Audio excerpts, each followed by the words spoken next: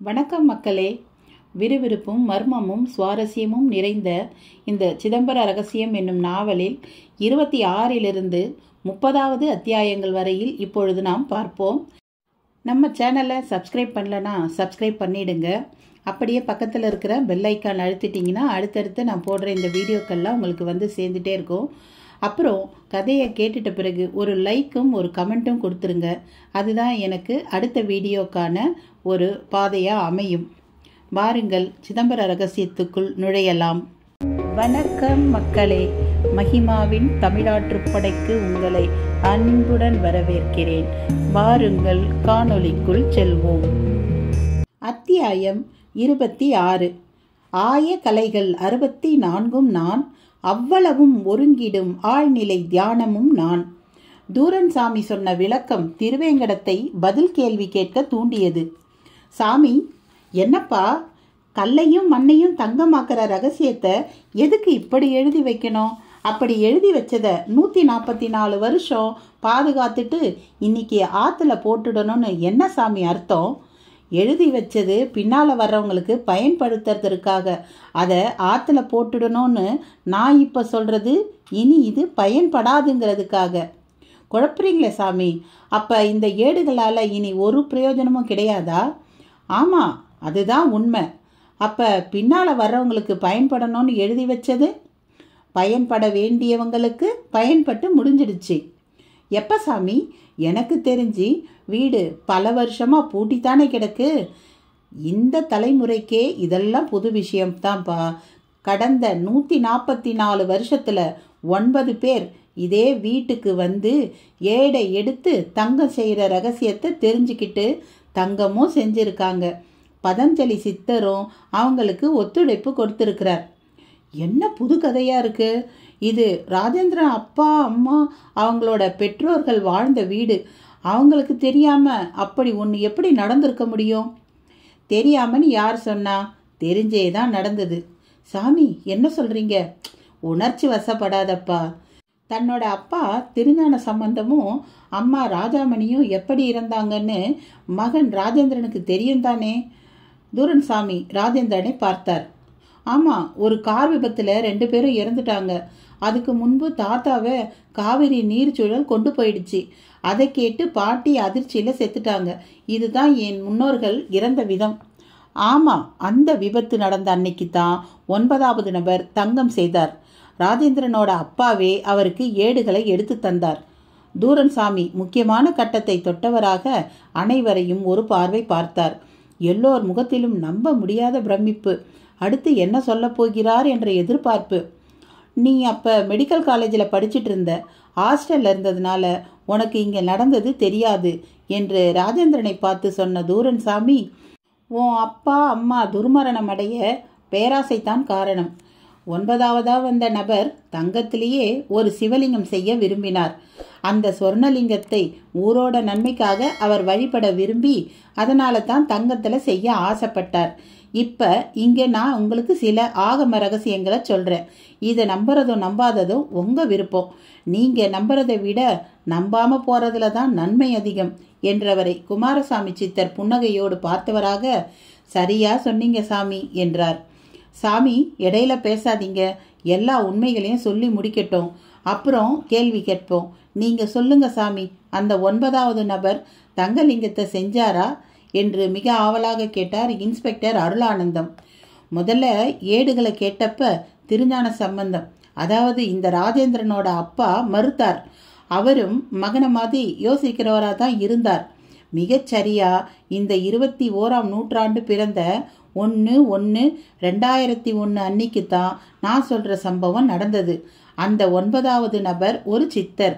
வசிய பார்வை பார்த்தே ஏடுகளை எடுத்து தர செய்தார். நல்ல காரியத்துக்காகங்கிறதுனால பதஞ்சலி சித்தரும் குறுக்கிடலை, வழிவிட்டார். ஏட்டோட பாட்டுல இருந்த ரகசிய குறிப்புகளின்படி சொர்ணலிங்கம் செய்ய மிகச்சரியாக 18 நாள் ஆனது. ஏடு திரும்பவும் பெட்டியில் வைக்கப்பட்டு பரன் மேல் போயிடுச்சு. தான் செய்த தங்கலிங்கத்துக்கு முதல் பூஜை செய்தப்ப அதில் திருஞான சம்பந்தமும் ராஜாமணி அம்மாளும் கலந்துக்க விரும்பினார். அதே சித்தர் அவங்களும் கலந்துக்கிட்டாங்க. தங்கலிங்கத்தை பார்த்த திருஞான சம்பந்தம் ஆச்சரியப்பட்டார். அப்போதான் தன் வீட்டு மரப்பெட்டியோட மதிப்பு அவருக்கு தெரிஞ்சது. பூஜை முடிஞ்சு திரும்பும்போது பெட்டியை திறந்து ஏடுகளை பார்த்து நாமும் தங்கம் செய்யணுங்கிற ஆசை அவருக்கு பெருக ஆரம்பிச்சிடுச்சு. அதன் காரணமாக பதற்றத்தோட காரை ஓட்டவும் தான் விபத்தாகி 2 பேரும் இறந்தாங்க. தூரன்சாமி சொன்ன செய்தி ராஜேந்திரனை ஒரு உலுக்கியது. அவன் அம்மா அப்பா இறந்த தேதி 18/1/2001 தான். பிரமிப்போடு தூரனை பார்த்தவன், இது எப்படி சாமி உங்களுக்கு தெரியும் என்று கேட்டான். அவர் மிக நிர்மலமாய் ஒரு அரை சிரிப்பு பார்த்தவராக, அந்த தங்கலிங்கத்தை செய்த 9வது சித்தன் நான் தானே, எனக்கு எப்படி தெரியாம போகும் என்று கேட்ட நொடி எல்லோரிடமும் விதிர்ப்பு. சாமி, என்ன சொல்றீங்க? ஆமாப்பா, நான் தான் அந்த சித்தன். சொர்ணலிங்கம் இப்ப கூட இமயமலையில ஒரு ஆசிரமத்துல நித்திய பூஜையில இருக்கு. தூரன்சாமியின் பதில் அருளானந்தத்தை தான் அடுத்து உசுப்பியது. சாமி, அந்த ரகசியத்தை தெரிஞ்சுக்கிட்ட நீங்க சிவலிங்கம் மட்டும்தான் செஞ்சீங்களா? வேற எதுவும் செய்யலையா? அதை மட்டும் செய்ய சொல்லித்தான் என் குருநாதர் உத்தரவு போட்டார். என்ன சாமி சொல்றீங்க? தங்கங்கிறது இன்னைக்கு எவ்வளவு பெரிய விஷயம். 1 கிராம் விலை 2800 ரூபா. அப்படின்னா கிலோ 28 லட்சம் ரூபா. உங்க ரகசியத்தை வச்சு 1 டன், அதாவது 1000 கிலோ தங்கம் செஞ்சிருந்தா 280 கோடி ரூபா. அந்த ரகசியத்தை அரசாங்கத்துக்கிட்ட ஒப்படைச்சி நம்ம நாடு தங்கம் செஞ்சா நாம தான் உலகத்திலேயே வல்லரசு. விட்டுட்டீங்களே சாமி. அதுவரை பேசாமல் இருந்த குமரேசன் கணக்கே போட தொடங்கி விட்டான். குமரேசா, இந்த கணக்கெல்லாம் பிறகு. சாமி சொல்றது முதல்ல எவ்வளவு தூரம் உண்மைன்னு தெரியணும். நம்ம நாட்டுக்கு வெளிநாட்டுல என்ன பேர் தெரியுமா? அருளானந்தம் தான் கேட்டார். எல்லோரும் மௌனமாக பார்த்தனர். தண்ணி இல்லாத தேசம், பரதேசி சாமியாருங்க நடமாடுற வறுமையான தேசம், பாம்பாட்டிங்க திரியிற தேசம்னு மோசமான பேர் தான் வெளிநாட்டுல இருக்கு. இவர் சொல்றத பார்த்தா இந்த சித்த பரதேசிங்க தான் பணக்காரங்களா இருக்க முடியும். ஆனா இங்க அப்படியா இருக்கு நிலைமை? அருளானந்தத்திடம் அவரையும் மீறி அவரது சந்தேகமும் நம்பிக்கையின்மையும் வெளிப்பட்டு விட்டது. சரி, நான் இனி எதையும் பேசல. இந்த பேச்சை இதோட விட்டுடுவோம். போலீஸ்காரையா எப்படி வேணா நினைச்சுக்கிட்டு போகட்டும். வாழ்க்கையே துச்சமா கருதி இதுல இருந்து விலகி யோகம் தியானம்னு வாழற எங்களை இவரோட கருத்தும் எதுவும் செய்திடாது என்று தூரன்சாமி கூறவும் பதறி போனது திருவேங்கடம்தான். சாமி சாமி, அப்படி அவசரப்பட்டு ஒரு முடிவுக்கு வந்துடாதீங்க. நீங்க சொல்றத நான் பரிபூர்ணமா நம்புறேன். எனக்கு இப்போ ஒரே ஒரு சந்தேகம், அதுக்கு மட்டும் பதில் சொல்லுங்க. உங்களை கெஞ்சி கேட்டுக்கிறேன் என்றான். அமைதியா கேளு என்பது போல பார்த்தார் இவர். இந்த 144 வருஷத்துல இது 9 பேருக்கு மட்டும்தானா பயன்பட்டது? ஆமா. சரி, இனி பயன்படாது ஆத்துல தான் தூக்கி போடணும்னு எதை வச்சு சொல்றீங்க சாமி? உண்மைதான், இனிமேல் பயன்படாது. இதை இன்னொரு 144 வருஷம் பாதுகாக்கிற சூழல் இப்ப இல்லை. அது மட்டும் இல்லை, கால மாற்றத்தால பல மூலிகைகள் நசிஞ்சே போச்சு. மக்கள் தொகை, வாகன பெருக்கம், அதனால சுற்றுச்சூழல் பாதிப்பு ஏற்பட்டு தட்பவெப்பநிலையும் மாறிப்போச்சு. சில மூலிகை வளர தட்பவெப்பநிலை ரொம்ப முக்கியம்பா. அந்த தட்பவெப்பத்துக்கு இனி இங்கே இடமே கிடையாது. அதனால இந்த ஏடுகளில் உள்ள ரகசியங்களால எந்த பயனும் இல்லை. நீங்க சொல்றது ரசவாதத்துக்கு வேணா பொருந்தலாம்.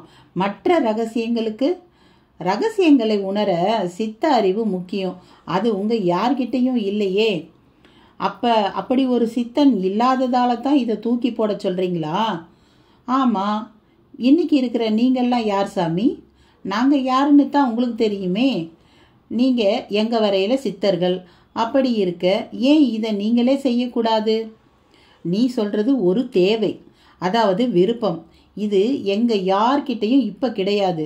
குறிப்பா நாங்க அவ்வளவு பேரும் இந்த புஷ்கர நீராடல்ல முடிஞ்சு தெரிஞ்சும் தெரியாமலும் செய்த எங்க பாவங்கள், எங்களோட முன்னோர்கள் பாவங்கள்னு சகலத்தையும் காவிரி மாதா கிட்ட விட்டுட்டோம். இப்போ புனிதப்பட்டு இருக்கோம். இந்த புனிதத்தை தினமும் எங்களோட தவத்தால காப்பாத்திட்டு கபால முக்தியோ இல்ல கால முக்தியோ அடையறதையே நோக்கமா கொண்டிருக்கோம். வாழ்க்கைங்கிறது உலக இன்பங்களை நேர்மையான முறையில் அனுபவிக்கிறது தானே சாமி. அது உங்களை போன்ற லௌகீகமானவங்களுக்கு தான்ப்பா. ஏன் நீங்களும் அப்படி வாழக்கூடாதா? இந்த லௌகீக வாழ்க்கையை அழுத்து போய் தானே நாங்கள் இந்த முடிவை எடுத்திருக்கிறோம். தூரன் சாமி எல்லா கேள்விகளுக்கும் சரியான பதிலை சொல்லியபடியே வந்தார். அடுத்து என்ன கேட்பது என்றுதான் யாருக்கும் பிடிபடவில்லை. இருந்தும் குமரேசன் ஒரு விருப்பத்தை வெளியிட்டான். சாமி சொல்லுங்கப்பா. எனக்கு ஒரே ஒரு ஆசை மட்டும் சாமி. உனக்கு ஒரு ஆசை தான்? நான் ஆச்சரியமாக இருக்கே. ஆமாம், இங்கே ஒரே ஒரு விருப்பம்தான்.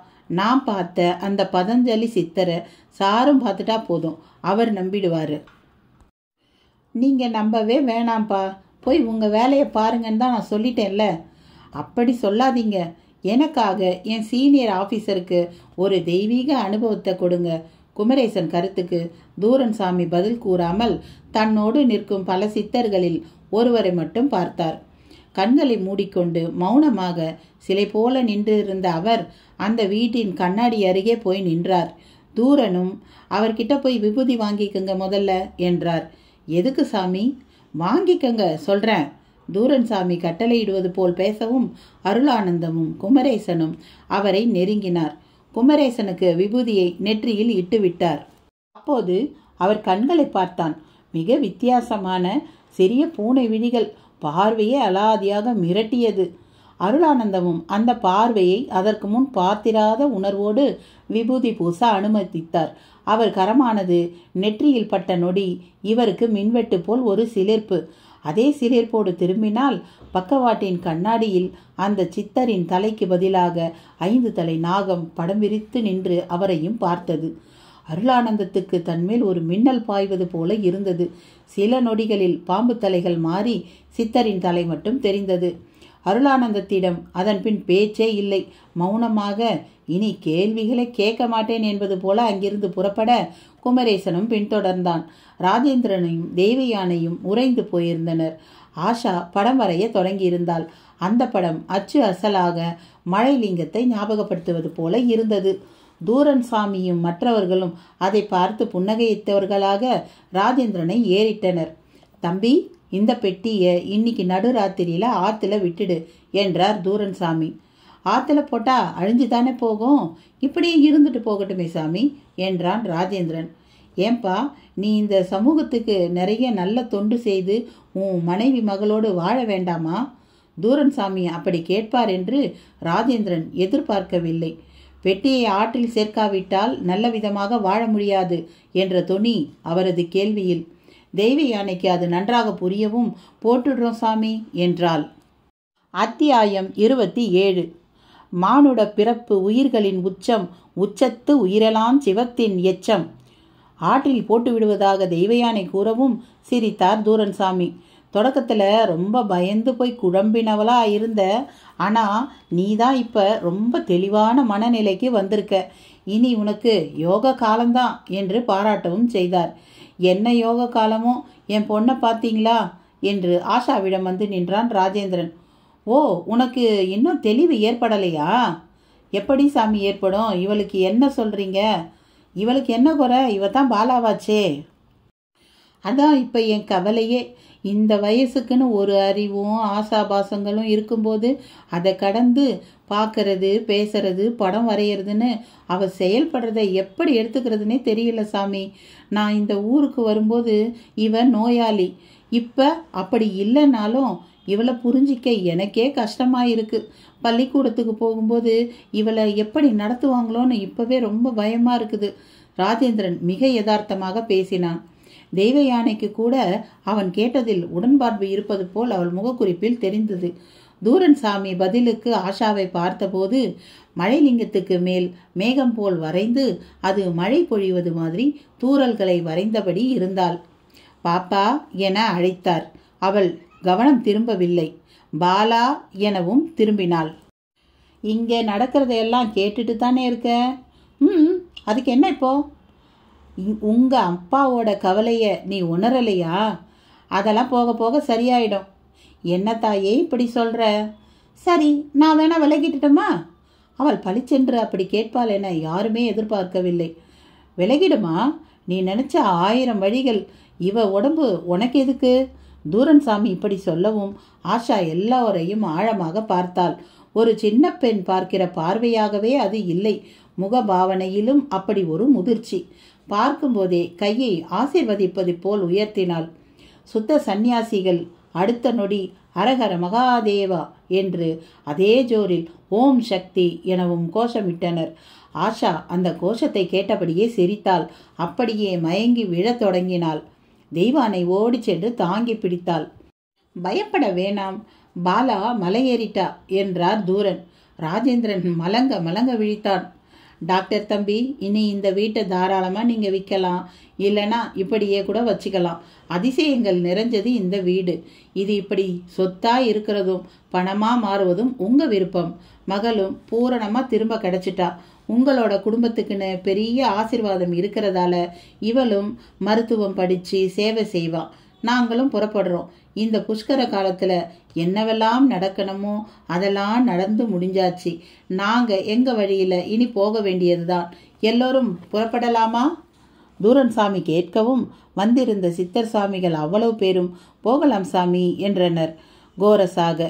போலீஸ் அதிகாரிகள் குமரேசனும் அருளானந்தமும் முன்பே போய்விட்டிருக்க திருவேங்கடம் மட்டும் போகாமல் அந்த வீட்டில் இருந்தான். அவளை வழிநடத்தும் குமாரசாமி சித்தர் கூட அவர்களோடு சேர்ந்து தற்காலிகமாக புறப்பட்டிருந்தார். மயங்கிய ஆஷா மெல்ல கண் திறந்தாள். தெய்வானை மடிமேல் கிடந்தவள் கண்களை திறந்து பெற்றோரை ஒரு தினுசாக பார்த்தாள். ஆஷா, மம்மி. மம்மியா? எப்படிமா இருக்க? எனக்கு என்ன ஆச்சு மம்மி? உனக்கு உனக்கு தெய்வானை என்ன சொல்வதென்று தெரியாமல் தடுமாற ராஜேந்திரனை அவளை தொட்டு தூக்கி தோளில் சாய்த்தவனாக, ஆஷா, இப்போ உடம்பு எப்படிமா இருக்கு என்று கேட்டான். I am alright daddy. Why you ask like this என்று அவளுக்கே உரித்தான கான்வென்ட் ஆங்கிலத்தில் கேட்கவும் தான் அவனுக்கு உயிரே வந்தது. தெய்வா, ஷீ இஸ் வெரி நார்மல். நமக்கு நம்ம பொண்ணு கிடைச்சிட்டா என்றான். திருவேங்கடமும் இதை பார்த்தபடியே இருந்தான். சிறிது நேரம் செல்லவும் ஆஷாவை இறக்கி விட்டவனாக திருவேங்கடத்திடம் வந்தான் ராஜேந்திரன். என்ன திருவேங்கடம், நீ இன்னும் போகலையா? போகவே மனசு வரல டாக்டர். டாக்டரா? இது என்ன புது மரியாதை? சகஜமாவே பேசு. பேச்சு வரமாட்டேங்குதே. நம்ம ஊர், அப்புறம் இந்த வீடு எல்லாமே எவ்வளவு பெரிய அதிசயங்கள் இல்லை? ஆமாம், எனக்கும் எல்லாமே கனவு மாதிரி தான் இருக்கு. இதையெல்லாம் எப்படி எடுத்துக்கிறதுன்னும் தெரியல. அது சரி, வீட்டை விற்க போறீங்களா இல்லை அப்படியே வச்சுக்க போறீங்களா? இப்போ எந்த முடிவும் எடுக்க போறதில்ல. முதல்ல இந்த சம்பவங்களின் தாக்கத்துல இருந்து நான் வெளியில வரணும், பிறகு தான் முடிவு எடுக்கணும். அப்ப இது திருவேங்கடம் இறுதியாக பெட்டியிடம் வந்தான். ராஜேந்திரனும் தேவியானையும் கூட அவன் கேட்கவும் அதை வெறிக்க பார்த்தனர். ராஜேந்திரன் அதன் அருகே சென்று வருடினான். மெல்ல திறந்தான். உள்ளே கட்டுக்கட்டாய் ஏடுகள். திறந்த நொடி ஒரு வகை எண்ணெய் மூலிகை வாசம் கலவையாக மூக்கை நிரடியது. திருவேங்கடம் விழிகள் படபடத்தன. இவ்வளவும் ரகசியங்கள். ஒவ்வொரு சித்தரும் தன் மனதையும் உடம்பையும் அடக்கி தவமியற்றி கண்டறிந்த மகா ரகசியங்கள். இதை போய் ஆற்றில் போட சொல்லிவிட்டார்களே இந்த சித்தர்கள். திருவேங்கடம் மனது துடித்தது. பெட்டி மூடுங்க, பெரியவங்க சொன்னபடி இதை ஆத்துல போட்டுருவோம், அதான் நமக்கு நல்லது என்றாள் தெய்வானை. இல்லை தெய்வானை, இதை ஆத்துல போடுறதால என்ன நன்மை, நீயே சொல்லு பார்ப்போம். அப்போ நீங்கள் இதை போட போகிறது இல்லையா? இல்லை, போட போகிறதில்ல. வீட்டையும் விற்க போகிறதில்ல. அது வேணா உங்கள் விருப்பப்படி இருக்கட்டும், பெட்டியை போட்டுடுங்க. சொன்னதையே சொல்கிறியே, ஆற்றுல போடுறதால யாருக்கு என்ன பிரயோஜனம்? இந்த உண்மை அந்த ஆற்றுல போட சொன்ன பெரியவங்களுக்கு தெரியாதுங்களா? தேவியானையின் கேள்வி முன் ராஜேந்திரன் சற்று தேங்கினான். அவங்க காரணம் இல்லாமல் சொல்லலைங்க. அதை அப்படியே தூக்கிட்டு போய் போட்டு நாம் 3 பேரும் ஒன்றா காவேரியில் முழுக்கு போட்டு குளிச்சுட்டு வருவோங்க. ஊருக்கு வந்ததுலேருந்து இந்த புஷ்கர குளியலை நாம் செய்யவே இல்லை. தேவியானை சொன்னது ராஜேந்திரன் காதில் விழுந்த மாதிரியே தெரியவில்லை. அவன் தீவிர யோசனைக்கு மாறியிருந்தான். வேலைக்காரர்கள் வந்துவிட்ட நிலையில் அங்கம்மாள் மாலை பொழுதுக்கான வாசல் தெளிப்பிலும் கோலம் போடுவதிலுமாக இருந்தாள். வீட்டை விற்கப் போவதில்லை என்ற முடிவு கந்தசாமிக்கு திருப்தியை தந்திருந்தது. ஆனால் திருவேங்கடம் அங்கே நின்று கொண்டு நடப்பதையெல்லாம் விடாமல் கவனிப்பது சற்று உறுத்தலாக இருந்தது. என்னப்பு, நீ இன்னும் போகலையா? போய் பொழப்ப கவனி என்று கூறவும் திருவேங்கடம் அவனை முறைத்து பார்த்தான். என்ன முறைக்கிற? அதான் எல்லாம் நடந்து முடிஞ்சிடுச்சே, இன்னும் என்ன பார்வை? கந்தசாமி, நீ ஒரு வேலைக்காரன், அதுக்குண்டான ஜோலியை மட்டும் பாரு, என் வாயை புடுங்காத. ஓய், என்ன வேலைக்காரன் ஜோலின்னு மட்டமா பேசுற? நீ என்ன பெரிய டாட்டாவா இல்லை பிர்லாவா? அவங்க காலம் முடிஞ்சு அம்பானி அதானின்னு காலம் போயிட்டுருக்கு. நீ அது தெரியாமல் எதையாச்சும் பேசாத. வெட்டி ஆற்றுல போடுறதா இருந்தா நானே தூக்கிட்டு போய் போட்டு அந்த புண்ணியத்தை கட்டிக்கலான்னு பார்க்குறேன். அதான் நிற்கிறேன். திருவேங்கடத்தின் பேச்சு ராஜேந்திரனை அவனை நோக்கி திருப்பியது. திருவேங்கடம், நீ கிளம்பு. நான் இதை ஆற்றுல போட போகிறதில்ல. இப்போதைக்கு இந்த வீட்டை விட்டும் போக போகிறதில்ல. நடந்த சம்பவங்கள் எனக்குள்ள நிறைய மாற்றங்களை உண்டாக்கிடுச்சு. நீ புறப்படு, எங்களுக்கும் கொஞ்சம் படுத்தா போதும்னு இருக்கு என்று பளிச்சின் என்று சொன்னான். அதற்கு மேல் திருவேங்கடம் அங்கே நிற்க முடியாதவனாக புறப்பட்டான். கந்தசாமி, பசிக்குது, ஐயர் கடையில் டிஃபன் வாங்கிட்டு வரியா என்று ராஜேந்திரன் கேட்கவும், இதோ இப்போவே போயிட்டு வர்றேன், நீங்கள் இங்கேயே இருக்க போறேன்னு சொன்னதை கேட்டு ரொம்ப சந்தோஷமா இருக்குங்க ஐயா. ரொம்ப நல்ல முடிவு. அரண்மனை மாதிரி வீட்டை விற்க போறதில்லைங்கிறதும் நல்ல முடிவு என்று சொல்லிக்கொண்டே துணிப்பை, சாம்பாருக்கு தூக்குவாளி என்று பார்த்து எடுத்துக்கொண்டு புறப்பட்டான். தேவயானை ராஜேந்திரன் அருகில் வந்தவளாக பார்வையாலேயே அவ்வளவும் தவறான முடிவு என்பது போல பார்த்தாள். ஆஷா வெறித்து பார்த்து கொண்டிருந்தாள். தெய்வா, என்னை கொஞ்சம் தனியாக யோசிக்க விடு. அதான் எல்லாம் முடிஞ்சிடுச்சே, எதுக்கு ஒரு மாதிரி பார்க்குற? இந்த பெட்டி ஆற்றுல போய் விழுந்தாதான் நாம் எல்லாம் முடிஞ்சதா அர்த்தம். அதுவரை எதுவும் முடியாது.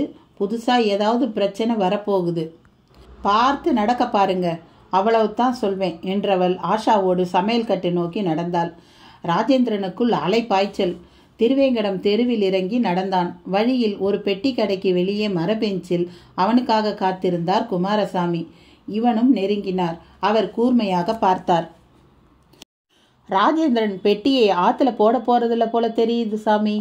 அப்படியா? ஆமா சாமி, ஆனால் அவன் சம்சாரம் சாமிங்க சொன்னபடி செஞ்சிடுங்க, அதான் நல்லதுங்குது. ஆமாம், அதுதான் நல்லது. என்ன சாமி நீங்கள் இவ்வளவும் பொக்கிஷன்னு ஆற்றுல தூக்கி போடல, என்ன சாமி பிரயோஜனம்? அதையெல்லாம் சொன்னால் உனக்கு புரியாது. அந்த கணக்கே வேற. அப்போ தங்கம் செய்கிறதும் உங்கள் அஷ்டமா சித்தி சமாச்சாரம் எல்லாம் அவ்வளோதானா? நான் எங்கே அப்படி சொன்னேன்? ஆற்றுல போடுறதுன்னா அதுதானே சாமி, அப்படி தானே அர்த்தமாகுது. அந்த அர்த்தம் ராஜேந்திரனுக்கு சரியாக இருக்கும், எனக்கும் உனக்கும் சரிப்படாதே. அப்படின்னா வெட்டி அந்த வீட்டிலையே இருக்கட்டும், அப்போதான் அதை நாம் அடையிறது சுலபம். எப்படி சாமி? நானும் ஒரு சித்தன்றதை மறந்துட்ட பத்தியா? அதை எப்படி மறப்பேன்? ஆனால் உங்கள் வழி எப்போவுமே தனி வழியால இருக்கு. தனி வழியில் போனாதான் உலகத்தையே ஆட்டி படிக்க முடியும் திருவேங்கடம். சாமி, எது எப்படி பேசினாலும் அந்த தூரன் சாமி தங்கம் செய்த மாதிரியே எனக்கும் செய்து கொடுத்துருங்க, அது முடியும் தானே? செய்து காட்டுறேன் சாமி. இனிமே அதெல்லாம் சாத்தியம் இல்லைன்னு சொன்னாரு. எல்லாத்தையும் போக போக பார்க்கத்தானே போற. குமாரசாமி பொடி வைத்து பேசிய பேச்சில் நிறைய மர்மங்கள். சாமி, ஒருவேளை அவன் மனம் மாறி பெட்டியை தூக்கி ஆற்றுல போட்டாலும் போடலாம். அப்படி போட்டுட்டா என்ன சாமி பண்ணுறது? அதுவும் நல்லதுக்கு தான். அப்படி நடந்தா வீட்டுக்குள்ளே நுழைஞ்சி வசியத்தால் பெட்டியை அடையிறதுங்கிற முயற்சி தேவையில்லாமல் போயிடும். ஆற்றுல விழுந்த பெட்டியை தண்ணியில் குதிச்சே நாம் எடுத்துட முடியுமா? முடிச்சு காட்டுறேன். நீ ஒரு பரிசலை ஏற்பாடு செய். இப்போவா சாமி? ஆமாம், இருட்ட போகுதே. இப்போ எப்படி சாமி? அப்போ விலகு, நான் பார்த்துக்கிறேன். வெட்டு 1 துண்டு 2 என்று பேசினார் குமாரசாமி சித்தர். பதறிப்போனான் திருவேங்கடம். அத்தியாயம் 28.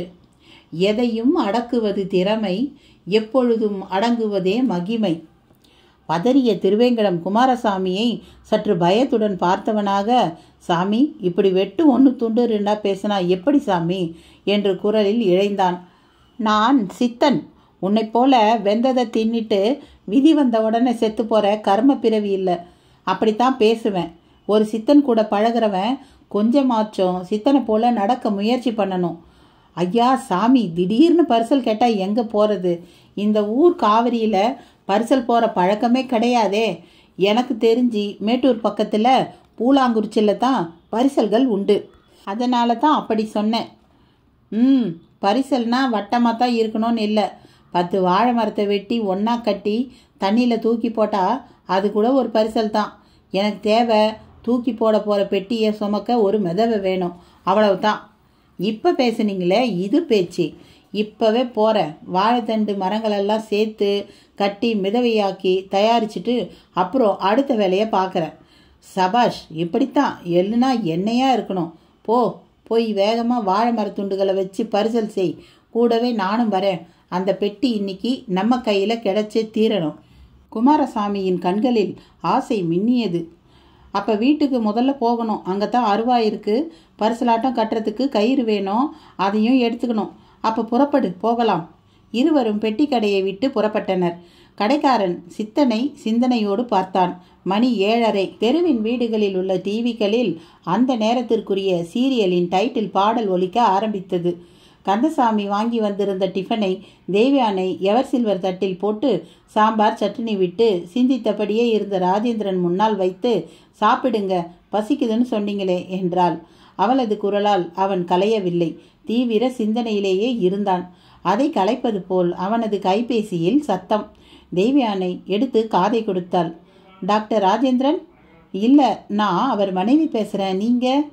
ஓ, நான் டாக்டர் பத்மநாபன். சார் இல்லையா? இதோ பக்கத்தில் தான் இருக்கார், தரேன். அவள் தர அடுத்து அவன் பேச ஆரம்பித்தான். Yes doctor. என்ன ராஜேந்திரன், சென்னையே மொத்தமாக மறந்துட்டீங்களா? நாளைக்கு நீங்கள் அட்டன் பண்ண வேண்டிய ஆப்ரேஷன் கேஸ் உங்கள் ஞாபகத்தில் இல்லையா? அது சம்பந்தமாக டாக்டர் ஜோசப் கிட்ட பேசினேனே, நான் போய் பார்த்துக்கிறேன்னு அவர் சொன்னார். எதனால் அப்படி ஒரு முடிவு? நான் இப்போ என் சொந்த ஊரில் இருக்கேன். இங்கே வந்து 4-5 நாளாச்சு. ஆனால் 4-5 வருஷம் ஆன மாதிரி ஒரு ஃபீலிங் டாக்டர். அதுதான் சொந்த ஊருக்கு இருக்கிற சக்தி. அதுக்கும் நீங்கள் சென்னை வந்து ஆப்ரேஷனில் இறங்குறதுக்கும் என்ன சம்பந்தம் ராஜேந்திரன்? பத்மநாபன் சார், இங்கே எனக்கு ஏற்பட்ட அனுபவங்களை கேட்டால் வாயை பொழந்துடுவீங்க. இப்போது நான் ரொம்பவே குழப்பத்தில் இருக்கேன். அப்படி என்ன அனுபவம் சொன்னா தானே தெரியும். சொல்கிறேன் டாக்டர். யார் கூடயாவது பேசினா தான் எனக்கும் மனசில் இருக்கிற பாரம் குறையும், ஒரு தெளிவும் கிடைக்கும். இப்போ நீங்கள் ஒன்றும் பிஸியாக இல்லையே? இல்லை, டிஸ்பென்சரியில் தான் இருக்கேன். கடுமையான மழைங்கிறதால எங்கே பார்த்தாலும் ரோட்டில் தண்ணி, அதனால் ஹெவி டிராஃபிக். வழக்கமாக வர பேஷண்ட்டுங்களை கூட காணோம். அப்புறம் ஒன்றா வந்து நிற்பாங்க. அதனால் நீங்கள் தாராளமாக பேசலாம், எனக்கும் பொழுது போகும். இல்லை டாக்டர், நான் சொல்ல போகிற விஷயங்கள் அரட்டை சமாச்சாரங்கள் கிடையாது. அவ்வளவும் திகில் அனுபவம். சரி சொல்லுங்க, அது திகிலா இல்லையான்னு அப்புறமா சொல்கிறேன் என்றார். ராஜேந்திரனும் சொல்ல ஆரம்பித்தான். அருகில் தட்டில் ஐயர்கடை ரவா தோசையும் வடையும் சாம்பார் சட்னியில் ஊறியபடியே அவனுக்காக காத்திருந்தன. ஆஷாவுக்கு தேவயானை இட்லி தர அவள் சாம்பார் காரம் என்றபடியே சாப்பிட்டதை துப்பிக் கொண்டிருந்தாள். சரி, இதை தொட்டு சாப்பிடு என்று சர்க்கரையை போட்டுவிட்டு திரும்பி வந்தாள். ராஜேந்திரன் செல்போன் காதோடு கொல்லைப்புறம் போய் பேசி கொண்டிருந்தான். இன்று பார்த்தவளுக்கு சலிப்புதான் ஏற்பட்டது. கந்தசாமியும் அங்கம்மாளும் கூட எதிரில் நெளிந்தபடி வந்தனர். நீங்கள் இன்னும் போகலையா? இல்லைம்மா, கொஞ்சம் பேசணுன்னு தான் காத்துட்டு இருந்தோம். பேசணுமா? ஏங்கிட்டியா? அதான் நல்லா பேசிகிட்டு இருக்கீங்களே. ஐயோ, அது இல்லைம்மா. நீங்கள் இங்கேயே இருக்கிறதா இருந்தால் நானே உங்கள் வேலைக்காரியாக நிரந்தரமாக வந்துடுறேம்மா. அதை சொல்லத்தான் ஆசைப்பட்டேன். ஆமாம்மா, இதுக்கு இதோட வேலை, எனக்கும் என்னோட வேலை. நம்ம வயக்காட்டை எப்பவும் போல் நானே குத்தகைக்கு எடுத்துக்கிறேம்மா. பாண்டு பேப்பரில் கண்டிஷன் எல்லாம் போட்டு எழுதி கூட வாங்கிக்கோங்க. அது சரி, நாங்கள் சென்னைக்கு போகிறோன்னாலும் விடமாட்டீங்க போல தெரியுதே என்று கேட்டு சிரித்தாள் தெய்வானை. அரண்மனை மாதிரி வீட்டை வச்சுக்கிட்டு எதுக்குமா பாழா போன பட்டணத்தில் போய் கஷ்டப்பட்டுக்கிட்டு? கிருஷ்ணா தண்ணி வந்தால் தான் நான் அங்கே குழாயில் தண்ணி வருமாமே. இங்கே இனி காவிரியில் தண்ணி குறை இல்லாமல் போகுமா? நீங்கள் வேணால் பாருங்களேன். தெய்வானை அவர்கள் பேச்சை ரசித்தாள். அப்படியே திரும்பி ராஜேந்திரனை பார்த்தாள். அவன் நள்ளிரவில் தென்னந்தோப்பில் ஆஷாவை மையமாக வைத்து நடந்ததை சொல்லி கொண்டிருந்தான். அதை பார்த்து ஒரு பெருமூச்சு விட்டாள். ஆஷாவோ சர்க்கரை தோத்த இட்லியை சாப்பிட்டு முடித்தவளாக தட்டில் ஒட்டி இருந்த துணுக்குகளை விரல் நுனியில் ஒத்தி எடுத்து நாக்கில் தடவி கொண்டிருந்தாள். இவள்தான் முந்தைய இரவில் தெய்வமாய் காட்சி தந்தவள் என்று சொன்னால் யாரும் நம்ப மாட்டார்கள். அவர் பேசிவிட்டு வரட்டும், நாங்கள் இன்னும் தெளிவாக முடிவு எடுக்கல. இந்த பெட்டியை வேற தூக்கிட்டு போய் ஆற்றுல போடணும். கந்தசாமி, நீ வேணும்னா போய் ஐயர் கடையில் டிஃபன் சாப்பிட்டுட்டு வந்துடுறியா? அப்புறம் பேசலாம். கேள்வியோடு ஒரு 100 ரூபாய் தாளை கந்தசாமியிடம் தந்து அங்கம்மாவுக்கும் வாங்கி கொடு என்றாள். இருவரும் புனகையோடு புறப்பட்டனர். கொல்லைப்புறத்தில் டாக்டர் பத்மநாபனை ராஜேந்திரன் பிடித்து பிசைந்து கொண்டிருந்தான். ராஜேந்திரன், நீங்கள் சொல்கிறதெல்லாம் எனக்கு நம்ப முடியாததாகவே இருக்குது. ஆமாம், நான் சீரியஸாக தான் கேட்குறேன். அந்த 5 தலை நாகம் நிஜமா? 100% நிஜம் சார். நீங்கள் பார்த்ததை தான் சொல்கிறீங்க. ஆனால் ஒரு டாக்டராக கொஞ்சம் கூட என்னால் ஏற்றுக்க முடியல. இதில் எனக்கு கொஞ்சம் லாஜிக் வேற இடிக்குது. என்ன லாஜிக்? அப்போ எதுக்கு அந்த பாம்பு இவ்வளோ வருஷம் பெட்டியை காவல் காக்கணும்? ஆற்றுல போக போகிற விஷயத்த, அதாவது குப்பையாக தூக்கி போட போகிறதுக்கு இவ்வளவு மெனக்கடணும்? டாக்டர், அதை விட லாஜிக்கலாக கேட்டுட்டேன். என்னை விட லாஜிக்கலாக யோசித்த இன்ஸ்பெக்டர் அருளானந்தம் என்கிறவர் வாயை மூடிக்கிட்டே போயிட்டாருன்னா பார்த்துக்கோங்களேன். இல்லை, நிச்சயமாக அறிவியல் பூர்வமாக ஏதாவது இருக்கும். ஃபேஸ்புக், வாட்ஸ்அப்பில் இப்போ உலகம் பூரா நடக்கிற விஷயங்கள் வந்துக்கிட்டுறது தான் பார்த்துட்ருக்குறோமே. கண்ணெதிரில் ஒரு உருவம் மறைகிறதும், நொடியில் ட்ரெஸ் சேஞ்ச் ஆகிறதும், ஒருத்தர் உடம்பை 2ஆ வெட்டி இன்னொருத்தர் உடம்போட ஃபிட் பண்ணுறதும்னு எவ்வளோ பெரிய மேஜிக்லாம் நடக்குது. டாக்டர், நான் இதெல்லாம் மேஜிக் இல்லைன்னு முடிவுக்கு வந்துட்ட நிலையில் குழப்புறீங்களே. போதாக்குறைக்கு கட்டுக்கட்டாக ஏடுங்க வேற, அதை ஆற்றுல தூக்கி போட சொல்லிட்டு போயிட்டாங்க அந்த சாமியாருங்க. இல்லை, அந்த தப்பை மட்டும் பண்ணவே பண்ணாதீங்க. ஏடுகளை படிக்க தெரிஞ்ச ஆர்கியாலஜிஸ்ட் ஒருவரை உடனே நான் கன்சல்ட் பண்ணணும். ஆர்கியாலஜிஸ்டா? அப்படி யாரும் எனக்கு இப்போ ஞாபகத்துக்கு வரல டாக்டர். நான் சொல்கிறேன்.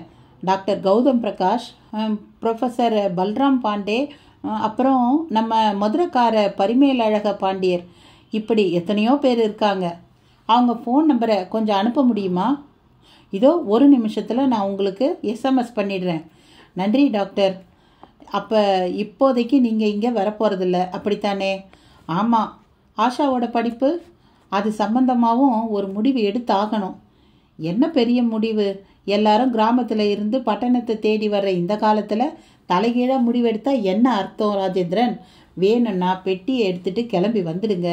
மிச்சத்தை நேரில் பேசி முடிவெடுக்கலாம். அப்போ அதை ஆற்றுல போட வேண்டாங்கிறீங்களா? விடிய விடிய கதை கேட்டு சீதைக்கு ராம சித்தப்பாவா? அப்படியே செய்யுங்க ராஜேந்திரன். வீடும் நிலமும் ஓடிரவா போகுது?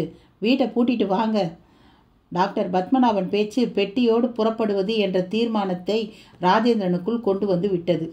அந்த முடிவோடு கொல்லைப்புறத்தில் இருந்து உள்ளே வந்தவன் முன்னால் வெறித்தபடி நின்றாள் தெய்வானை. தெய்வா, நாம் நாளைக்கு காலையில் சென்னைக்கு கிளம்புறோம். என்னங்க இது திடீர்னு? திடீர்னு இல்லை, இப்போ தான் எனக்கு கொஞ்சம் தெளிவு கிடைச்சிருக்கு. எனக்கு எப்போவோ கிடைச்சிருச்சு. உங்களுக்கு இப்போ தான்னா என்ன அர்த்தம்?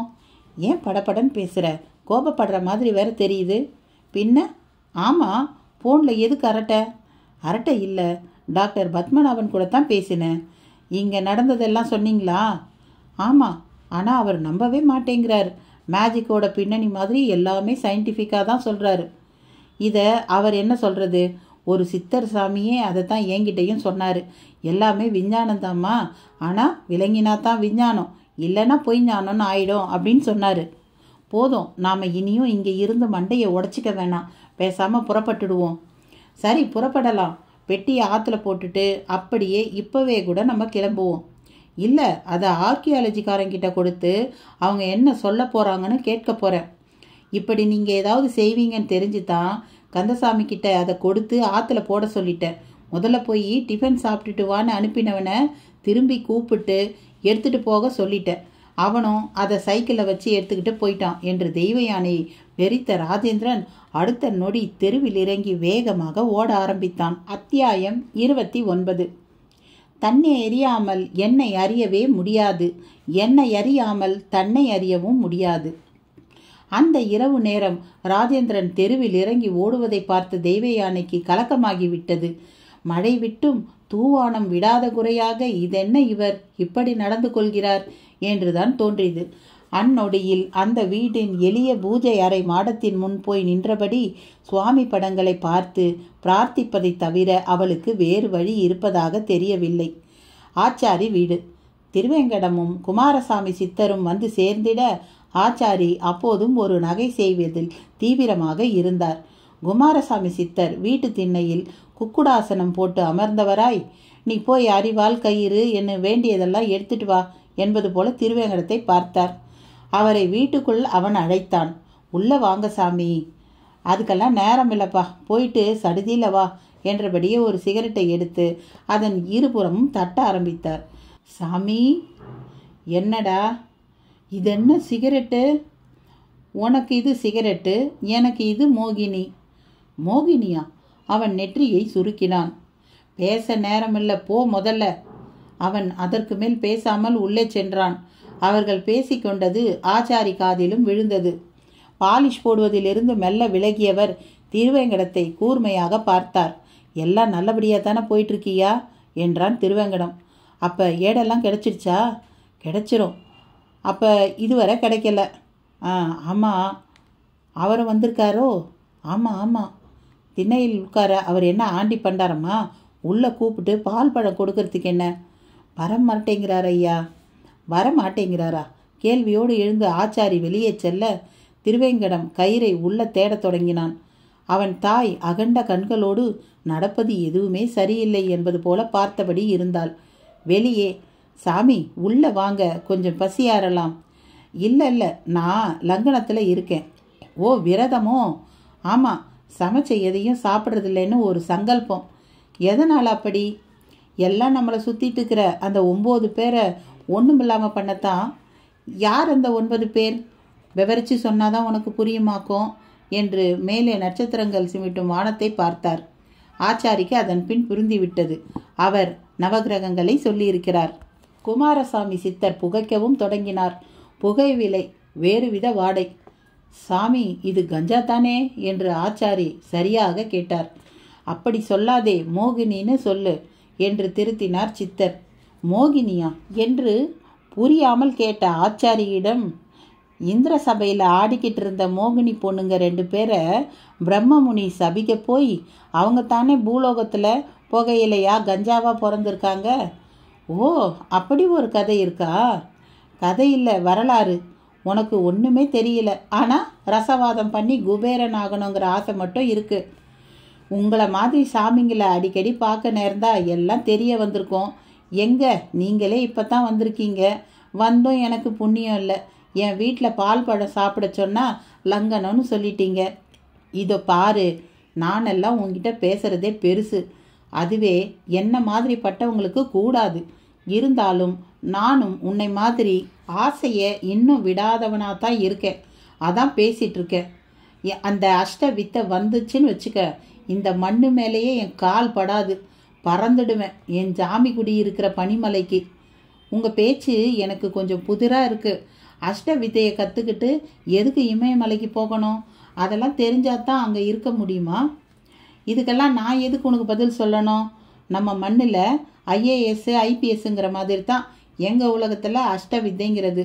அதில் வசப்பட்டுட்டா இந்த ஜீவனை ரொம்ப சுலபமாக என் சாமி கிட்ட கொண்டு சேர்த்துடலாம். இல்லாட்டி மாணிக்க வாசகருங்கிற நாயனார் பாடின மாதிரி பறவையாய் பாம்பாய் பல் மிருகமாய் எல்லா பிறப்பும் பிறந்தழைத்தேன் இறைவான்னு நானும் பல பிறப்பு எடுத்துக்கிட்டே திரும்ப திரும்ப இந்த பூமியையே சுற்றி சுற்றி வரணும். உன்ன மாதிரி ஆசையில் இங்கிட்டு அல்லல் படுற கூட்டத்தோடு கிடந்து வாழணும். போதுண்டா சாமி. குமாரசாமி சித்தர் கஞ்சா போதைக்கு நடுவிலும் மிக தெளிவாக பேசியது ஆச்சாரிக்கு பலத்த ஆச்சரியத்தை தந்தது. அவர் கஞ்சாவை மோகினியோடு ஒப்பிட்டு சொன்ன வரலாறும் தெரியாததால் அதற்கு பின் ஒரு ரகசியம் இருப்பது போலவும் தோன்றியது. சாமி, உங்கள் பேச்சில் பாதி புரியுது, மேதி புரியலை. ஆனால் ஒன்று, உங்களுக்கு உங்கள் ஆசை ஈடேறணும், எனக்கு ஏன் ஆசை ஈடேறணும். இது நடந்தால் போதும். ஆச்சாரி சொல்லி முடிக்க திருவேங்கடம் தோளில் கயிற்றோடும் கையில் அரிவாள் மற்றும் டார்ச் லைட்டோடும் வந்து நின்றான். எங்கே கிளம்பிட்டீங்க? ஆச்சாரி அவனை பார்த்து கேட்கவும் எழுந்து நிற்க முயன்ற குமாரசாமி சித்தர் போச்சுடா என்றார் திரும்ப அமர்ந்தவராய். ஏலே, போய் தண்ணி குடிச்சிட்டு எனக்கும் ஒரு மண்பாத்திரத்தில் கொண்டு வா என்றார். ஏன் சாமி? ஏன்னா சகுன தடையத்தான் தண்ணியால் தான் சரி பண்ண முடியும். அப்போ மவன் 2 பேருக்கும் ஆசை இருக்கிற அளவுக்கு அறிவு இல்லை. எப்போ எதை பேசணும்னு தெரியலை. தப்பு தான் சாமி. மண் பாத்திரம் எதுக்கு? அந்த தண்ணிக்கு தான் தோஷம் கிடையாது. இதெல்லாம் சித்தர் பாடத்தில் வர எல்கேஜி மாதிரியான விஷயங்க. இது கூட தெரியலை உங்களுக்கு. மண் பாத்திரம் இல்லாட்டி வாழைமட்டை இருக்கா? தோட்டத்தில் மரத்தில் வெட்டிக்கலாம் சாமி. போய் வெட்டி எடுத்துக்கிட்டு வா. அது வழியாக தண்ணியை விடு, குடிச்சிக்கிறேன். வாழைக்கும் பசுவுக்கும் எதனாலேயும் தோஷம் கிடையாது. கோவிலும் பசு உடம்பும் ஒன்று. அதுலேயும் அது சிதம்பரம் கோயில். வாழையோ சிரஞ்சீவி. புதுசாக இருக்குது நீங்கள் சொல்கிற தகவல்களெல்லாம். வயிற்ற கழுவுறதுக்காக வாழ்ந்தா எல்லாமே புதுசு தான் தெரியும். பசியை ஜெயிக்க வாழ்ந்து பாரு. நம்மளை சுற்றி எவ்வளவு அதிசயமும் ரகசியமும் இருக்குன்னு புரியும். உங்கள் உபதேசங்களை பதிவு பண்ணி வச்சுக்கிட்டா வருங்காலத்தில் பல விஷயங்களுக்கு பயன்படும். கொஞ்சம் விவரமாக சொல்கிறீங்களா? இதை பாரு, எதையும் உபதேசம் பண்ணுற நிலையில் இப்போ நான் இல்லை. அங்கே பெட்டியை அவன் ஆற்றுல போட்டு அது அடிச்சுக்கிட்டு போயிட்டா அம்புடுதான். நான் எதுக்காக இந்த ஊருக்கு வந்தேனோ அது வீணாயிடும். முதல்ல பெட்டி, பிறகு பேச்சு என்றவர் முன் வாழை மட்டையை வெட்டி எடுத்து வந்தவனாக நின்றான் திருவேங்கடம். அதன் ஒரு பக்கமாக அவர் தன் வாயை வைத்து கொள்ள, அரை வட்டமான அதன் மறுபக்கம் தண்ணீர் விட அது வாய்க்காலில் ஓடி வருவது போல் மட்டையில் ஓடி சென்று அவரது வாயில் சேர்ந்தது. நீயும் இதே போல் குடி என்க அவனும் குடித்தான். சாமி, பாத்திரத்தில் குடிச்சா என்னாயிடும் என்ற ஆச்சாரி அப்போதும் கேள்வியை விடவில்லை. ஒட்டிக்கொண்டா எனக்கும் உனக்கும் நன்றிங்கிற விஷயம் கடனா மாதிரி ஒட்டிக்கும். அப்புறம் நான் அதை அடைக்க திரும்ப வரணும். மண் சம்மந்தப்பட்டுட்டா அதோட கணக்கு வேற. உலோகத்தை நீ என்னன்னு நினைக்கிற? மண்ணோட மறுபிறவி தான் உலோகம்.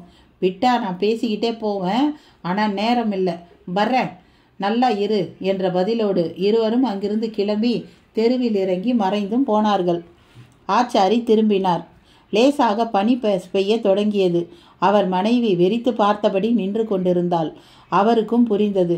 எல்லாத்தையும் பார்த்துக்கிட்டு தான் இருக்கியா? பார்க்காம நான் பேசினால்தான் என்ன புண்ணியம்? யாரும் காது கொடுத்து கேட்க மாட்டீங்களே. அதுவும் சரிதான். நீ ஒரு மழை பூனடி. மௌனங்கிறதே உனக்கு பொழப்பா போயிடுச்சு. சலித்தபடி தன் தொழில் கூடம் நோக்கி சென்றார் ஆசாரி. அந்த பெண்மணியும் சாமி தப்பா எதுவும் ஆகிடாம பார்த்துக்க என்கிற பிரார்த்தனைக்கு மாறிவிட்டாள். காவிரி கரையோரம் வழக்கமாய் ஜனங்கள் வந்து செல்லும் படித்துறை பக்கமாய் இல்லாமல் நாயக்கர் தோப்பை ஒட்டி செல்லும் காவிரி பகுதிக்குள் சைக்கிளை பெட்டியோடு நுழைத்திருந்த கந்தசாமி ஒரு குறிப்பிட்ட இடத்தில் சைக்கிளை நிறுத்திவிட்டு பெட்டியை எடுத்து தலையில் சுமந்தபடி நடக்கத் தொடங்கினான். நாயக்கர் தோப்பில் சருகுகள் காலில் பட்டு சப்தமிட்டன. யாரும் பார்க்காதபடி பார்க்காத இடத்தில் ஆத்துக்குள்ள இறங்கி நின்று பெட்டியை தண்ணியில விட்டுடு, அப்புறம் அது பாடு, ஆத்தோட பாடு என்று தெய்வானை சொன்னதற்கு ஏற்ப செயல்பட தொடங்கிவிட்டான். இரவு நேரமாதலால் நடப்பதில் சிரமம் இருந்தபோதிலும் நான் இருக்கிறேன் என்பது போல நிலவின் ஒளித்தூவல் ஓரளவு உதவி செய்தது. பின்னாலேயே ராஜேந்திரன் ஓடி வந்தான். அதே வேளையில் ஆற்றின் ஒரு பகுதியில் வாழை மர துண்டுகளை எல்லாம் சேர்த்து கட்டி தெப்பம் போல் செய்து கொண்டிருந்தான் திருவேங்கடம். கிட்டத்தட்ட தெப்பம் ஒரு முடிவுக்கு வந்துவிட்ட தருணம். கந்தசாமி ஆற்றில் இறங்கி விட்டிருந்தான். சிலு சிலுவென ஓடும் நீரால் உடம்பெல்லாம் சிலிர்த்து போனது. எவ்வளவோ முறை ஆற்றில் இறங்கி குளித்திருந்தாலும் இப்படி இரவில் ஆற்றில் இறங்குவது என்பது அவன் வரையில் மிக புதிய அனுபவம். ஆற்றுக்குள் வண்டல் மண்ணின் கரகரப்பில் பாதத்தில் ஒரு குறுகுறுப்பு புதைவு.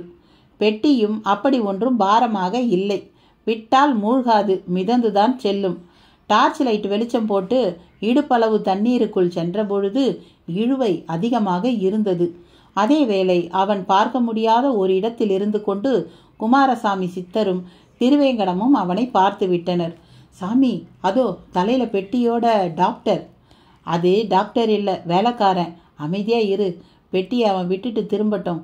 அது அவ்வளவு சுலபத்தில் மூழ்காது. அதுக்குள்ள நாம் அதை எடுத்துடலாம். குமாரசாமி சித்தர் சொல்லி முடிக்க கந்தசாமியும் பெட்டியை தலையிலிருந்து இறக்கி தண்ணீர் மேல் விட பெட்டி மிதந்தபடியே செல்ல தொடங்கியது. கந்தசாமி ஒரு பெருமூச்சோடு வானத்தை பார்த்து கையெடுத்து கும்பிட்டவனாக திரும்பிய போது அவனை நோக்கி ஒருவர் ஆற்றில் அதே இடத்தில் மெல்ல நடந்து வந்தபடி இருந்தார். அத்தியாயம் 30. தன்னை அறிந்தவன் என்னை அறிந்தவன், என்னை அறிந்தவன் எதையும் அறிந்தவன். கந்தசாமி அந்த இருளில் தன்னை நோக்கி நடந்து வந்த அந்த மனிதரை வியப்போடு பார்த்தான். இருளில் கருப்பாக தெரிந்தார், துல்லியமாக தெரியவில்லை. நிலவின் வெளிச்சத்தை மேகம் மறைத்துவிட்ட நிலையில் தன்னை போலவே துணிச்சலாக நடந்து வருவது யார் என்று டார்ச் லைட் அடித்து பார்த்தான். பார்த்த மாத்திரத்தில் விதிர்த்தான். பூனை விழிகளை ஒத்த மாறுபட்ட விழிகளோடு முகத்தில் புன்னகை ததும்ப தெரிந்தவர். பெட்டியை காவல் காத்த பதஞ்சலி சித்தர்தான். அவரை பார்த்த நொடி தடுமாறியவன், சாமி நீங்களா என்றான். அவர் மௌனமாக ஆமோதித்தார். பெட்டியை நீங்கள் எல்லாம் சொன்னபடி ஆற்றுல விட்டுட்டோம் சாமி. பதிலுக்கு தெரியும் என்பது போன்ற பாவனை சித்தரிடம்.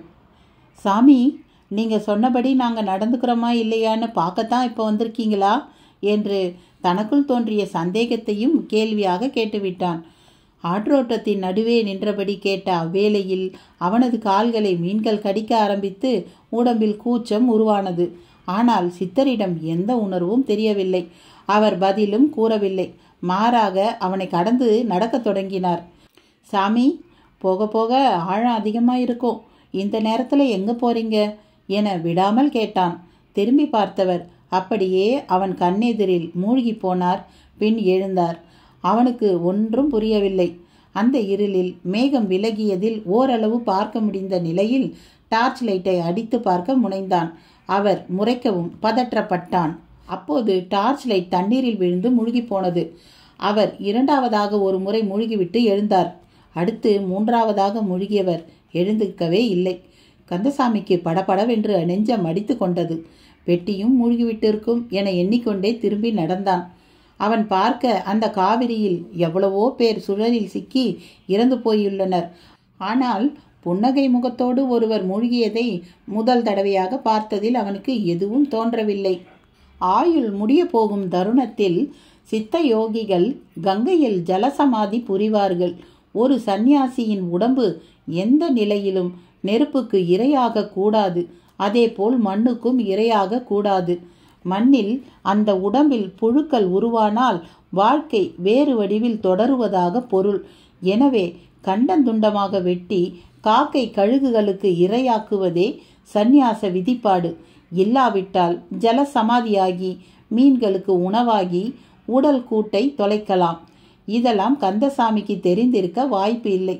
இப்போது காவிரியும் கங்கையின் தன்மைகளோடு தான் ஓடிக்கொண்டிருக்கிறாள். எனவே இதுவும் ஒரு தூய்மையான ஜலசமாதியே. கந்தசாமி கரையேறி சைக்கிள் அருகே வரவும் ஓடி வந்த நிலையில் மூச்செறிய நின்றான் ராஜேந்திரன். ஐயா, நீங்களா? நானே தான். பெட்டி எங்க கந்தசாமி? ஆற்றுல விட்டுட்டேயா. விட்டுட்டியா? ஆமாயா, அம்மா அப்படித்தானே செய்ய சொன்னாங்க. தெய்வ அன்னை அவசரப்பட்டுட்டா, நீயும் அவசரப்பட்டுட்ட. பெட்டி ரொம்ப தூரம் போயிடுச்சா? தண்ணி போகிற வேகத்துக்கு அது எங்கே இருக்குதோ யாருக்கு தெரியும்? போச்சு, எல்லாம் போச்சு. அதோட மதிப்பு தெரியுமா உனக்கு? கோபமாய் கத்தினான் ராஜேந்திரன். ஐயா, என்னையா பேசுறீங்க? நான் உங்க கூட தானே எப்பவும் இருக்கேன், எனக்கு தெரியாதுங்களா? தெரிஞ்சுமா இப்படி செய்த? அவ்வளவும் விலைமதிப்பு மிக்க ரகசியங்கள். அதையெல்லாம் படித்து புத்தகமாக போட்டால் உலகமே திரும்பி பார்க்கும். நீங்களா இப்படி பேசுறீங்க? சாமிங்க சொன்னதை அப்போ நீங்கள் ஏற்றுக்கலையா? அவங்க சொன்னால் நமக்கு அறிவுன்னு ஒன்று இருக்குல்ல. அறிவா? அதால் நீங்களோ நானோ எதை சாதிக்க போகிறோம்? அவங்க இல்லாட்டி பாப்பா தான் கிடச்சிருப்பாளா? இல்லை அதோட உடம்பு தான் பூரண குணமாகி இருக்குமா? எல்லாமே சித்து வேலை. உனக்கு படிப்பறிவு இல்லை, இப்படித்தான் பேசுவ. நான் அப்படி இல்லை. போதும்யா, இங்கே நின்று எதையும் பேச வேணாம். உங்களுக்கு இன்னொரு விஷயத்தையும் சொல்லிடுறேன். பாம்பாய் இருந்து காவல் காத்த சித்தரும் இப்போ தான் காவிரியில் இறங்கி போகிறாரு. என்ன உளர்ற? உளரலை, கண்ணால் பார்த்ததை சொல்கிறேன். நான் பெட்டியை போட்டுட்டு திரும்பினேன். அப்போ எதிரில் வந்தார். ஒரு வார்த்தை பேசலை. பெட்டியை போடுறமா இல்லையான்னு பார்க்க வந்த மாதிரியே இருந்துச்சு. அதை கேட்கவும் தான் செய்தேன். எதுவும் சொல்லாமல் என்னை கடந்து போனவர் 3 முழுக்கு போட்டார். அப்புறம் எழுந்திரிக்கவே இல்லை. இதை தான் ஜலசமாதிங்கிறாங்களோ என்னவோ. கந்தசாமி சொன்ன விதமே மிக அமானுஷ்யமாக இருந்தது. அதற்கு மேல் ராஜேந்திரனால் எதையும் பேச முடியவில்லை. மௌனமாக கந்தசாமியோடு அடர்ந்த இருளில் அந்த தோப்புக்குள் நடக்க தொடங்கினான். காவிரி கரையின் மறுபக்கம் பெட்டியோடு ஒதுங்கியிருந்தார் குமாரசாமி சித்தர். அவரும் திருவேங்கடமும் தயாரித்திருந்த வாழைமர தெப்பம் பெட்டியை இறக்கிவிட்டு ஆற்றோடு ஓடத் தொடங்கியது. ஆற்றில் நனைந்து விட்டிருந்த நிலையில் திருவேங்கடத்தின் உடல் குளிரில் நடுங்கிட குமாரசாமி சித்தர் பெட்டியை கரை மேல் வைத்தவராக அப்படியே அருகில் சம்மணமிட்டு உட்கார்ந்து விட்டார்.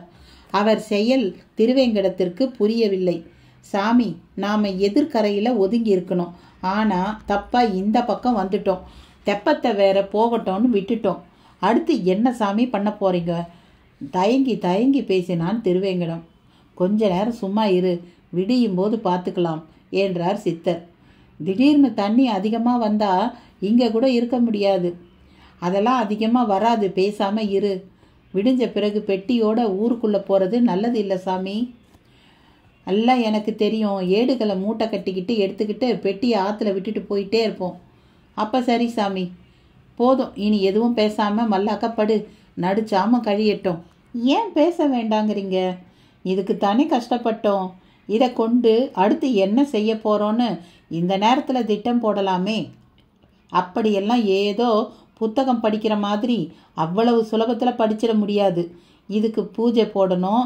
இதை எழுதின சித்தர் சாமிங்க எல்லாம் இந்த காவிரியில் தான் சமாதியாகி இருக்காங்க. அவங்க கிட்ட மன்னிப்பு கேட்கணும். ஓ, இதெல்லாம் வேற இருக்கா? இன்னும் நிறைய இருக்கு. நான் இப்போ தப்பு செய்த குற்றவாளி. ஆத்தோட விட வேண்டியதை எடுத்ததே பெரிய தப்பு. அதுக்காக மண்டி போட்டு மன்னிப்பு கேட்க போகிறேன். அதனால தான் எதையும் பேசாதேன்னு சொன்னேன். சாமி, தப்பு செய்துட்டதா நீங்கள் சொல்கிறதே எனக்கு ஆச்சரியமாக இருக்குது. நாம் இதை திருடலையே, ஆற்றுல வந்ததை தானே எடுத்தோம். இது திருட்டு இல்லை, ஆனால் கட்டுப்பாட்டை மீறின செயல். நீங்கள் என்ன அவங்களோட ஒன்றாவா இருந்தீங்க? வந்ததுலேருந்தே உங்கள் வழி தனி வழியால இருந்துச்சு. போதும் திருவேங்கடம், இனி ஒரு வார்த்தை பேசக்கூடாது. நீ உப்பு புளி காரம்னு வக்கனையாக தின்னு வாழற ஆசையுள்ள மனுஷன். உன்னோட நியாயங்களே வேற. நான் உடம்பால் மட்டும்தான் உன்னை போல மனுஷன். என் நியாயம் வேற. சொன்னால் உனக்கு புரியாது. சாமி, நான் விளங்கிக்கத்தான் கேள்வியாக கேட்குறேன். உங்களோடு சண்டை போடுறது என் நோக்கமே இல்லை. அது என்னால் முடியவும் முடியாது. எனக்கு தேவை ரசவாத ரகசியம். அதை மட்டும் எப்பாடு பட்டாவது சொல்லி கொடுத்துருங்க சுவாமி. உனக்கு உலோகம் பொன்னாகணும், எனக்கோ இந்த உடம்பே பொன்னாகணும். இது ஒரு பேராசை தான். இருந்தாலும் இதை அடையிறது தான் என் லட்சியம். கிட்டத்தட்ட அடைஞ்சிட்ட மாதிரி தான் உணர்றேன். இனி ஒவ்வொரு அடியையும் பார்த்து பார்த்து வைக்கணும். வாஸ்தவம் தான் சாமி. ஆமாம், நாம் தொலைவில் இருந்து பார்க்க ஒரு சாமி ஜலசமாதியானாரே, அவர் இந்த பெட்டியை காவல் காத்த பதஞ்சலி சாமி தானே? ஆமாம். எப்படி சாமி இப்படி உசுரை கொடுக்க துணிவு வருது? பிறந்திருக்கிறதே வாழறதுக்கு தானே. போதும், நிறுத்திக்க. இனி பேசின நான் ஏடுகளோட என் போக்கில் போயிடுவேன். குமாரசாமியின் அதட்டலுக்கு பணிந்து தற்காலிகமாய் காவிரியின் கரையில் கைகளை இறுக கட்டிக்கொண்டு நடுக்கத்தோடு மௌனமானான் திருவேங்கடம். வீட்டுக்குள் நுழைந்த ராஜேந்திரனுக்குள் மூச்சிழைப்பு. மகள் ஆஷா தூங்கிவிட்ட நிலையில் தெய்வ யானை விழித்திருந்தாள். கூடவே கந்தசாமியை பார்க்கவும் அவள் திருவென விழித்தாள். என்னாச்சு கந்தசாமி? உங்க விருப்பப்படியே ஆற்றுல விட்டுட்டம்மா. அப்பாடா, இப்பதான் எனக்கு நிம்மதி. ஆனால் ஐயாவுக்கு இதில் விருப்பம் இல்லைம்மா. ரொம்பவே வருத்தப்படுறாரு. பட்டா படட்டும், நீ கிளம்பு, போய் தூங்கு. இந்த உதவிக்கு ரொம்ப நன்றி உனக்கு. ஐயா, எதுக்குமா பெரிய பெரிய வார்த்தையெல்லாம் பேசிக்கிட்டு? இது என் கடமை கந்தசாமி. போய் தூங்கிட்டு காலையில் வா. அப்புறம் நாங்கள் நாளைக்கு சென்னைக்கு புறப்படுறதா இருக்கிறோம். இனி இங்கே எங்களுக்கு என்ன வேலை? ஆனால் முன்ன மாதிரி இல்லாமல் மாதம் இல்லை 3 மாதத்துக்கு ஒரு தடவையோ வருவோம். நீ ஏன் நிலத்தை பார்த்துக்கோ, இந்த வீட்டையும் பார்த்துக்கோ. இதை விற்கிறத பற்றி இப்போ நாங்கள் எந்த முடிவுக்கும் வரப்போகிறதில்ல. பின்னால் தேவை வரும்போது பார்த்துக்கலாம். கந்தசாமிக்கு சொல்வது போல கணவன் ராஜேந்திரனுக்கு தன் விருப்பங்களை சொன்னாள் அவள். கந்தசாமியும் மெல்ல திரும்பி நடந்தான். ராஜேந்திரன் மனைவி அருகில் வந்து வெறித்தவனாக, உன் பேச்சை நான் கேட்க போகிறதில்ல தெய்வானே. பொழுது விடியவும் காவிரி கரையோரமாக போய் பெட்டியை தேட போகிறேன் என்றான். அதிர்ச்சியுடன் பார்த்தாள் தெய்வானை. ஆமாம், நான் அதை தேட தான் போகிறேன். நிச்சயம் அது முக்கொம்பை தாண்டி இருக்காது. மரப்பெட்டிங்கிறதுனால மூழ்கினாலும் மிதக்கும். நான் விடமாட்டேன் என்றான் உறுதியான குரலில். வேண்டாங்க, பெரியவங்க எல்லாத்தையும் நல்லபடி செய்துவிட்டு தான் போயிருக்காங்க. அவங்க சொன்னபடி நடக்கிறது தாங்க நமக்கு நல்லது. ஏன் இப்படி புத்தி கெட்டு போய் பேசுகிறீங்க? நடந்ததையெல்லாம் கொஞ்சம் நினச்சி பாருங்க. ரொம்ப கரெக்டு. நடந்ததை நினைக்கிறதால தான் இந்த முடிவுக்கே வந்தேன். நமக்கு நடந்த மாதிரி யாருக்கும் நடந்திருக்காது. எல்லாமே அறிவுக்கு அப்பாற்பட்ட விஷயங்கள். இதை ஜஸ்ட் லைக் தட்டுன்னு என்னால் கடந்து போக முடியாது. இதோட ரகசியங்களை தெரிஞ்சே தீரணும். எல்லாம் மேஜிக்கா இல்லை லாஜிக்கான்னு தெரிஞ்சுக்க வேண்டாமா? ராஜேந்திரன் கொஞ்சம் வெறி கொண்டவன் போலத்தான் பேசினான். அவள் நேராக சாமி படம் முன் போய் உட்கார்ந்து உருக்கமாக பிரார்த்தனை செய்ய தொடங்கினாள். அந்த நள்ளிரவில் சுவரில் தொங்கியபடி இருந்த ராஜேந்திரனின் அப்பா படம் மட்டும் அசைந்தபடியே இருந்தது. அதை அவர்கள் கவனிக்கவில்லை. என்ன மக்களே, இதோட 31லிருந்து 35 அத்தியாயங்கள் வரை அடுத்த காணொளியில் பார்ப்போம். இதுவரையில் முழுமையாக இந்த காணொளியை பார்த்த அனைவருக்கும் நன்றி. வணக்கம்.